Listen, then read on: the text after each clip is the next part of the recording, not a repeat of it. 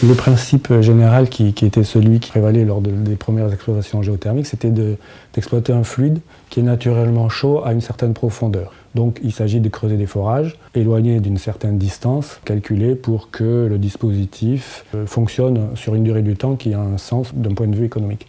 Par des jeux de pompes, on peut prélever ce fluide et le réinjecter, et entre-temps, en surface, donc il est utilisé, sa chaleur est utilisée. Lorsqu'on veut plus de chaleur, il faut donc aller plus profond. Et tous les dispositifs classiques qui sont basés sur des aquifères comme on a en Île-de-France, ils alimentent des réseaux de chaleur donc pour du chauffage.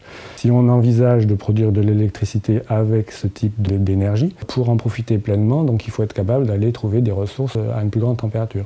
En France, par exemple, il va falloir aller dans des zones qui ne sont plus des bassins sédimentaires, il va falloir aller en dessous, voir le socle et des systèmes en général faillés dans lesquels on pourra essayer de faire circuler des fluides et qui auront la bonne température.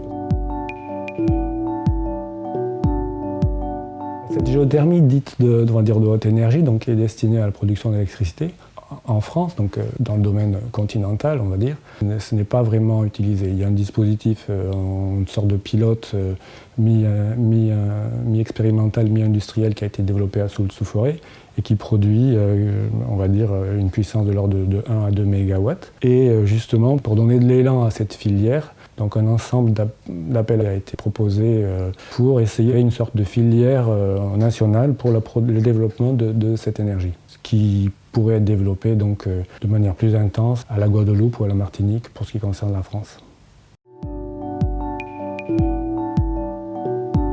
Les difficultés donc, à surmonter pour le développement de cette filière, c'est relatif essentiellement au développement d'un réservoir, c'est-à-dire qu'il va falloir améliorer les propriétés des réseaux de fracture qui sont déjà là pour les rendre plus perméables. Et pour faire ça, on n'aura pas le droit d'utiliser des méthodes, on va dire, trop énergiques, de se mettre dans des conditions telles que des micro-séismes pourraient être induits et ressentis à la surface. Donc ce sera très difficile de piloter d'une tête de puits à la fois un régime de pression et une réponse en profondeur d'un massif qui, lui, va peut-être vouloir bouger.